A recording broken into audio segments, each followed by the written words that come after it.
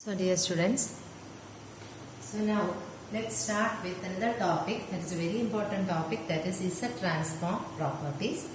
We are having more than 10 properties. Let's discuss most important of them and we'll solve an example for each of the 10. So first property starts with very simple one, that is linearity property. Very simple property, that is the linearity property. So linearity property states that, or we can say how linearity property.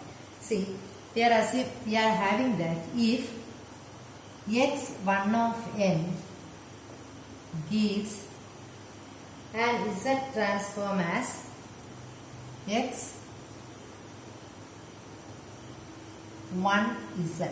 So this is read as, see, x1 of n forms a Z transform pair. x1 of n forms Z transform, x1 of n forms Z transform pair with x1 of z, or we can say that x1 of n, that is a, see, we are saying here n, that means it shows discrete signal. So x1 of a discrete signal, let the Z transform of this signal be x1z, or x1z is the Z transform of xn with ROC, let it be equal to R1. Okay, ROC, let it be equal to R1. Similarly, x2n forms Z transform pair with, similarly, x2n forms Z transform pair with x2z with ROC R2. So we are having two discrete time signals. We are having discrete time signals. x1n and x2n. This x1n forms a Z transform pair with x1z, and x2n forms an Z transform pair with x2z. Then the linearity property says that x of n is equal to, okay, a1 is an arbitrary constant, a1 x1n plus a2 or b2, whatever you are using, let it be that.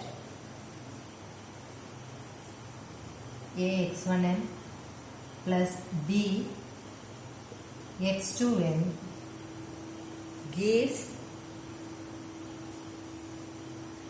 a x1z plus b x2z with ROC intersection of R1 and R2. This is the linearity property. So we have taken here two discrete time signals and we are saying that x1n forms a Z transform pair with x1z, x2n forms an Z transform pair with x2z. See, x1n discrete time signal is having an ROC R1 and here ROC is R2.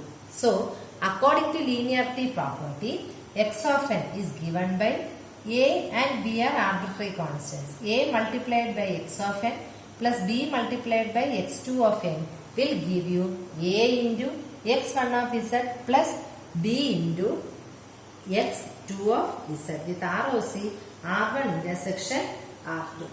Or it says that Z transform of a linear combination of discrete time signals is same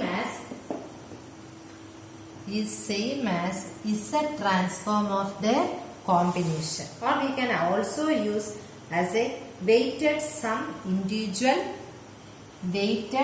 sum means plus, weighted sum individual Z transforms. Okay, now this is also known as collective discrete signal. This is what we call the linearity property. Okay. Now let us simply just find the proof.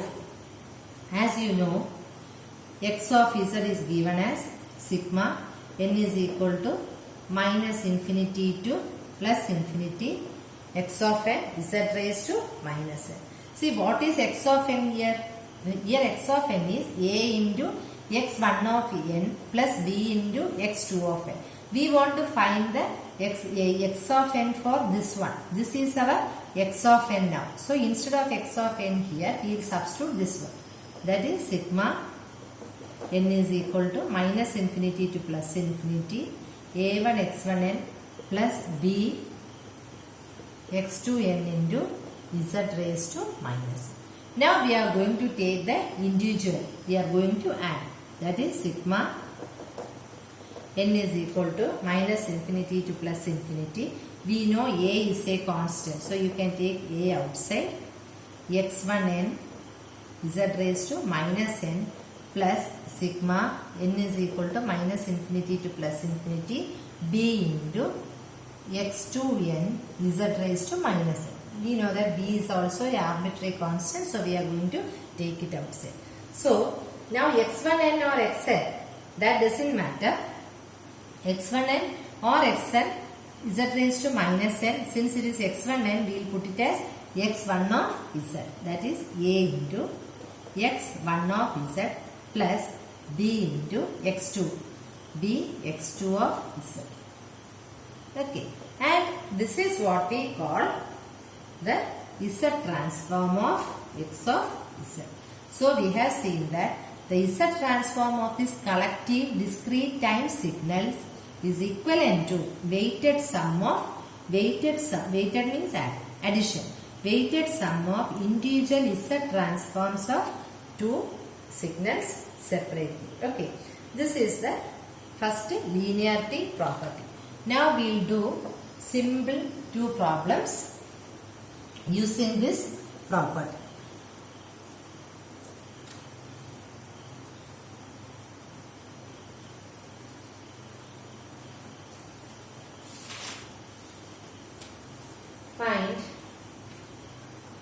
Find the z transform of a raised to n u of n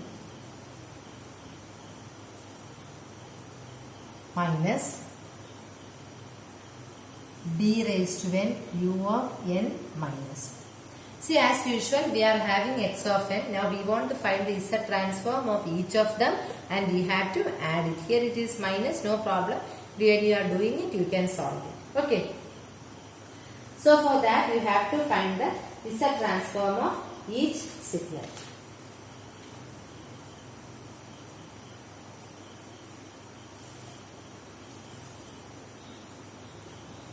So first we will find this one, then we will find this one, and we have to see the ROC also. So z transform of a raised to n u of n. We know u of n is a step signal. So generally we know the formula. Sigma n is equal to minus infinity to plus infinity. X of n, here x of n into z raised to minus n. Okay. Now we know step signal u of n is 1 and the limit of the step signal is from 0. Here we have taken the general formula minus infinity to plus infinity, but for step signal it is from 0 to infinity. Okay. A raised to n, z raised to minus n. Is it okay? Or you can write it as sigma n is equal to 0 to infinity. So sigma a raised to n, z raised to n, this is having a z transform by using the standard function. Or this can also be written as, you can solve it any way you matter, z by z minus a. We know that for ROC, according to ROC, modulus should be greater than a. That is the first one. Now let us take the second signal. This is the first signal. Okay. Now let us take the second signal. It's a transform of b raised to n u of n minus 1. I hope the same problem we have taken just previous day, the same problem. We are going to write the general formula minus n to plus minus infinity to plus infinity x of n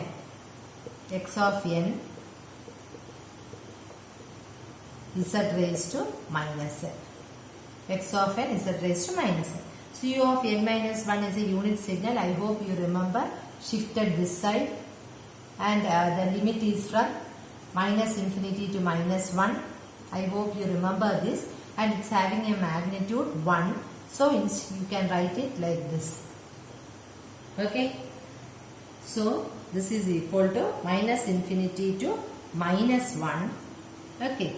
So this you can transfer it as minus infinity to minus 1, because this is minus infinity, this is minus 1, 0. This is the shifted in the last video we have seen like that. So minus infinity to minus 1 minus b raised to n z raised to minus n. Now for putting it into the standard form, we have to convert it from 0 to 1. 0 to infinity. So you can use many methods. Last time also I have told, here let's use this method. Whatever method you can use it. Put minus n is equal to m. So z transform of minus b raised to n u of n minus 1. This can be written as minus, this minus taken outside, minus m is equal to minus 1 to infinity. Okay. B raised to minus m. Instead of n, you are going to put it as m. Okay. So this you can write it as minus of m is equal to 1 to infinity, b raised to minus 1, z raised to m. Now we want to change it from 0 to 1. So you are going to add and subtract 1. Okay. Now this 1 we can write it as b raised to minus z raised to 0. No problem. This 1 you can write it as this, instead of this 1 you can write it as b raised to minus 1 z raised to 0. So you are having the term from 0 to infinity. So we can have m is equal to minus m is equal to 0 to infinity, b raised to minus 1 z raised to m plus 1. Oh, I have not it. We'll be having minus sigma m is equal to 0 to infinity m plus 1. Okay. This you can solve. This one is, first one is our standard form. That is minus 1 by 1 minus z plus 1. Okay. So if you want, you can solve the 1 minus b inverse by z. So you can put it as z by b, or you can put this b upside. So minus b by b minus z plus 1. Or you can put it as, you can solve it and finally you will get it as z by z minus b. And here the ROC should be, b should be less than, is modulus of z should be less than b. Now we have told that we are having a combined region is our intersection of, our ROC is combination of ROCs of each R1 and R2. So let us assume that this is equal to b, and let this be equal to a radius of a. This is a and this is b. So accordingly we need the combination of these two. So either this can be this region or this can be outside the region. This is the ROC. That is R1 intersection R2. That is modulus of z should be between a and b. It should be greater than a and it should be less than b. That should be the ROC for this one. So nothing is there. We are going to take when you are applying the linearity property, we are going to take the Z transform of each signal and we are going to take the weighted sum of that. And when we are considering the ROC, we can take the intersection. Now see one more simple question we are going to do it. That is, let x of n is equal to, I hope you remember about the impulse function and how we are going to take the inverse function, inverse Z transform and all. I hope you remember. With that assumption, we are going to take the Z, we are going to take the Z transform of each term and we are going to apply the linearity property. That is, we are going to take the Z transform of each term. That is Z transform of delta n plus 1 plus Z transform of 3 delta plus Z transform of